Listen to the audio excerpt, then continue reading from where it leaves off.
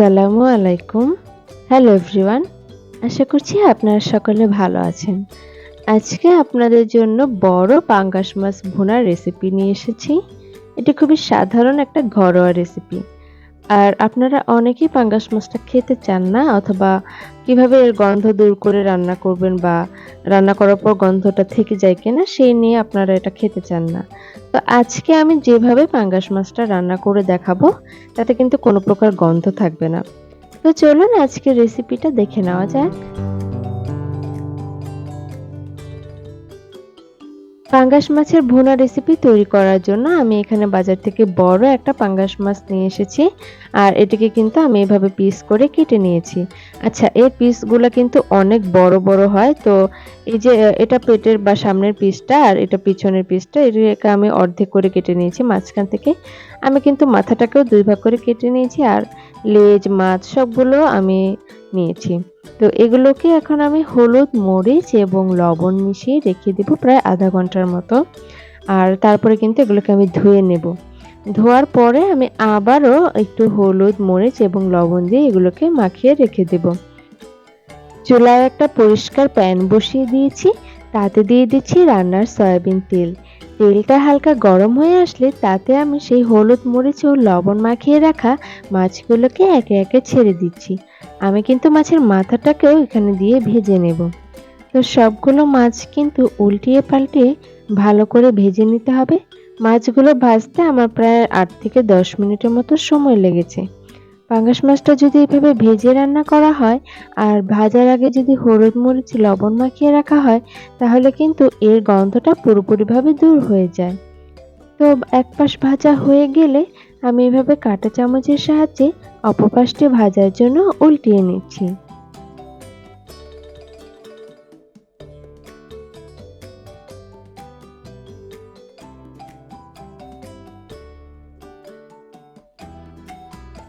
দেখতেই পাচ্ছেন প্রথম ব্যাচের মাছগুলো আমার ভাজা হয়ে গিয়েছে। এরপর আমি বাকি যে পেটের পাশের মাছগুলো রয়েছিল সেগুলো এবং মাথাটাকে ভেজে নিচ্ছি। সাথে কিন্তু লেজটাকেও দিয়ে দিচ্ছি। তো এই সবগুলো মাছ ভাজা হয়ে গেলে এগুলোকে তুলে একটা সাইডে রেখে দিয়ে ওই একই তেলে আমি দিয়ে দিচ্ছি ৩-৪টি মাঝারি সাইজের পেঁয়াজ কুচি এবং ৩-৪টি কাঁচা মরিচের ফালি। ঝালের পরিমাণটা একদমই আপনাদের নিজেদের উপর ডিপেন্ড করে। আপনারা কে কিরকম ঝাল খেতে চান সেইভাবে কিন্তু মরিচের পরিমাণটা কমিয়ে বাড়িয়ে নিতে পারেন। তো পেঁয়াজগুলোকে ভালোভাবে নেড়েচেড়ে ভেজে নিতে হবে। পেঁয়াজগুলো ভাজা হয়ে গেলে এখানে আমি বাকি মশলাগুলো অ্যাড করে দিচ্ছি।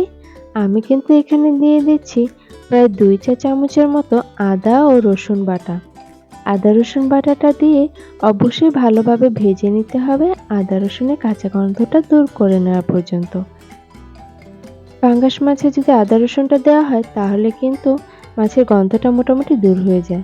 এখন দিয়ে দিচ্ছি ১ চা চামচের মতো জিরে গুঁড়া, ১ চা চামচের মতো ধনে গুঁড়া। আরও দিয়ে দিচ্ছি হলুদের গুঁড়া প্রায় ১.৫ চা চামচের মতো, আর মরিচের গুঁড়া ১/২ চা চামচের মতো। দিয়ে দিচ্ছি স্বাদ মতো লবণ। এই সবগুলো উপকরণ দিয়ে চামচের সাহায্যে আমি ভালোভাবে নেড়েচেড়ে মশলাটাকে মিশিয়ে নিচ্ছি। মশলাটাকে মিশিয়ে নেবার পর এখানে আমি দিয়ে দেব ১/২ কাপের মতো পানি। আর পানিটা দেওয়ার পর কিন্তু মশলাটাকে কষিয়ে নিতে হবে বেশ কিছুটা সময়। যেকোনো রান্না কিন্তু কষিয়ে রান্না করলে রান্নার স্বাদটা আরও দ্বিগুণ বেড়ে যায়। তো মশলাটা বেশ কিছুটা সময় কষিয়ে নেবার পর যখন উপরে তেল ভেসে আসবে, সেই পর্যায়ে কিন্তু আমি ভেজে রাখা মাছের টুকরোগুলোকে এখানে দিয়ে দিব, আর সাথে দিয়ে দিব ১ কাপের মতো পানি।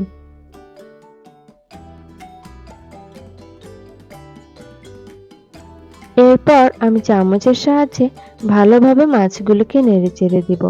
যেহেতু মাছে কিছু পেটের অংশ রয়েছে, এগুলোকে বেশি নাড়াচাড়া করতে যাবেন না, তাহলে ভেঙে যেতে পারে। আমি এখানে আরও আধা কাপের মতো পানি দিয়ে দিচ্ছি। এবার মিডিয়াম আঁচে মাছগুলোকে রান্না করে নিতে হবে প্রায় ১০ থেকে ১৫ মিনিট। এরপর কিন্তু আমি মাছগুলোকে একটা কাঁটা চামচের সাহায্যে উল্টিয়ে দিচ্ছি, যাতে অপর পার্শ্ব সমানভাবে সেদ্ধ হয় বা মশলাটা সব মাছে ঢুকে।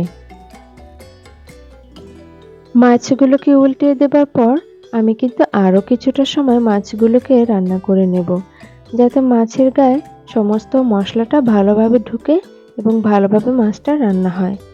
তো আরো কিছু সময় রান্না করে নেওয়ার পর এবার চুলা থেকে নামিয়ে নিয়েছি। আর আমি এরকম একটা সার্ভিং ডিশে সার্ভ করে দিচ্ছি। তো আজকের এই রেসিপিটা ফলো করে এই মসলাগুলো ব্যবহার করে পাঙ্গাস মাছটা রান্না করলে আপনার পাঙ্গাস মাছ ভুনাটাও হবে স্বাদে সেরা। একবার হলেও আজকের এই রেসিপিটা পুরোপুরি ফলো করে রান্নাটা করে দেখুন।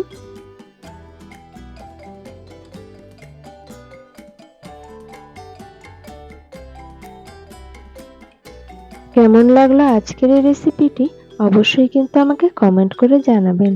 সবাই ভালো থাকবেন, সুস্থ থাকবেন। আল্লাহ হাফেজ।